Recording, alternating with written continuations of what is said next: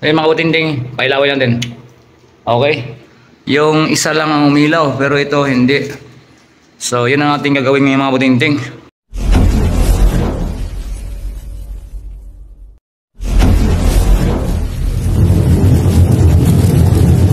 Yan ang ating papalitan dahil pundi na. Okay, so ito yung ating ipalit mga butinding. Yan, Philip din, 24 watts.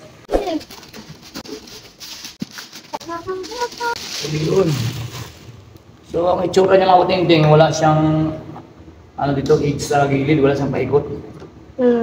So ang gawin din mga butinding, ikutin mo lang to para mabuksan mo. Yan. Yan. Tapos dito mo na ikakabit yung linya. Dito sa may blue at saka brown. Yun po yung kanyang line 1 at line 2. Okay? Tapos ganun lang din, ikutin mo lang siya para mag-lock siya. So ganun lang din ang ating gagawin ng butinding pag ganito lang. Ikutin mo lang siya. Tapos i-remove natin. Yan. Wow! So ang gandaan ng butinding, mayroon siyang ganito. Kahoy. O kaya pwede na rin gamitan. So ito na mga butinding dito. Kahoy. Kahoy siya baikaran. Hindi pala sila kasupat mga butinding. Maliit.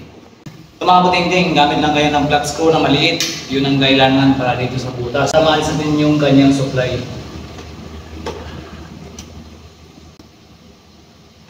Alis na. Pag naalis yung mga butinding, lagyan mo ng tape dahil mapalusutan na yan sa butas. Baka magbikit yung dalawa. Pagkatapos yung mga butinding, luwagan nyo lang yung mga tornilyo. Dito. Luwagan nyo lang siya.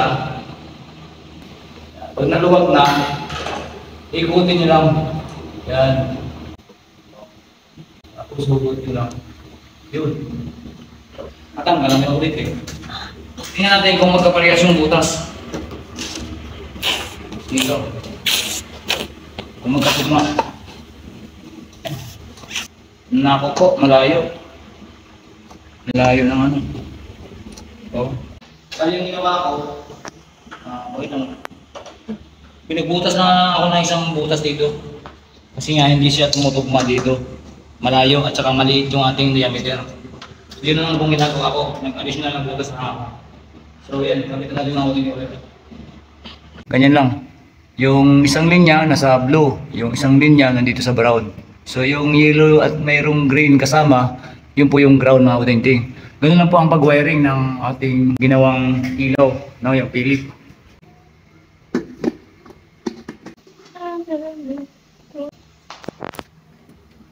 So yun mga butinding, okay na. So pag pinatay natin, ayun, nakatay na siya. So ganun lang mga butinding. So yun dito, yan, iba din yung style niya. So magkaparehas kasi itong apat. Ito, tsaka yung dito. Ito na lang na iba kasi nga napundi siya. So ito yun mga butinding. I-repair natin ito mga butinding. Yan, ipakita ko sa inyo paano i-repair ito. Okay, yun lang mga butinding. Maraming salamat.